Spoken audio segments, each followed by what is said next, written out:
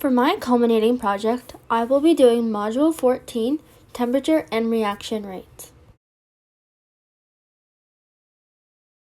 During this PowerPoint, we will be answering the question, why does reaction rate increase with increased temperature? We will be doing this using collision state theory and transition state theory, and then we will look at a reaction at the molecular level, and then we will do the rate of reactions at different temperatures and compare those.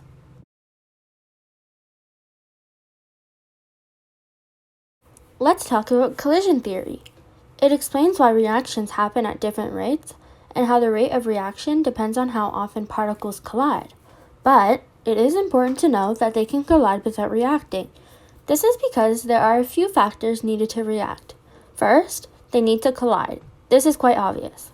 Second, they need enough energy to break the bonds so that they can reform new bonds for the products. And third, they need proper orientation, meaning that they need to collide together at a certain spot for it to work.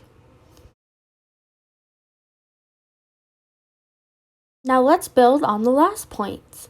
To start off, they must collide. Two molecules must collide. This means that they have to come close enough to break the current bonds and new ones that the products need.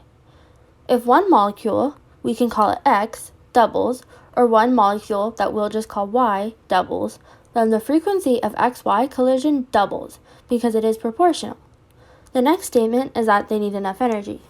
Well, a collision of two molecules needs enough energy to break the chemical bonds so that new bonds can be formed in the reaction. The molecules need to move quick enough so that the kinetic energy is increased so bonds can break when they collide. The minimum they can move to have a reaction is called activation energy. The third statement is proper orientation. This is simple. The molecules need to line up at the right spot so that bonds can break and reform properly.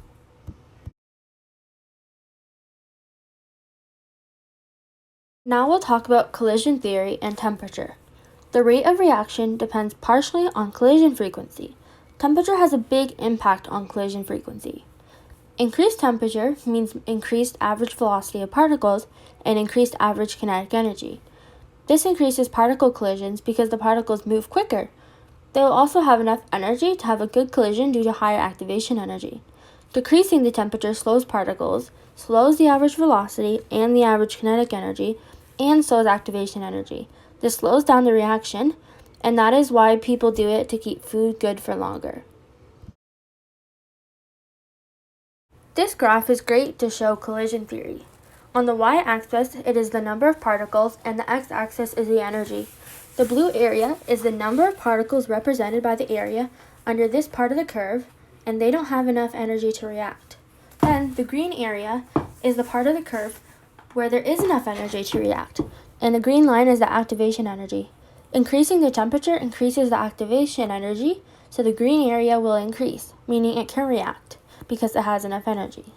When decreasing temperature, energy is decreased, so the green area is incredibly small because there's not enough energy to react.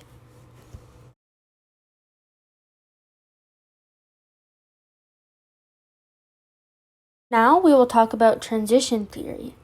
It is an unstable intermediate and focuses on an activated complex that forms during an energetic collision.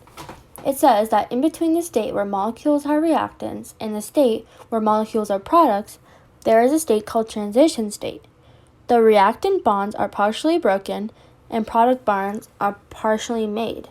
It explains the rate of reactions for elementary chemical reactions and assumes quasi-equilibrium between activated transition state complexes and reactants.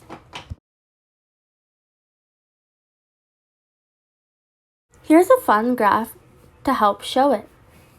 The y-axis is PE, which is potential energy. The x-axis is the extent of the reaction. This shows how H2 plus I2, which are the reactants, have a higher potential energy than 2HI, which are the products. Then you can see the saddle point, or at the top of the orange curve, which is the intermediate and transition state. During this time, H2 and I2 look like the diagram on the far right towards the top. They can go either way, back to H2 and I2, or forward with the reaction to become 2HI. This is the transition state. Now we'll look at transition state theory and temperature. It fails at high temperatures, as some say, as it assumes the reaction would go over the saddle point on the potential energy surface. The reaction rate is seen by looking near the saddle point, which has activated complexes nearby, of its potential energy surface. The complexes use kinetic theory to calculate the rate of conversion when the activated complexes turn into products. Higher temperatures mean that the molecules are more complex, making transition states far from the lowest saddle point in terms of energy.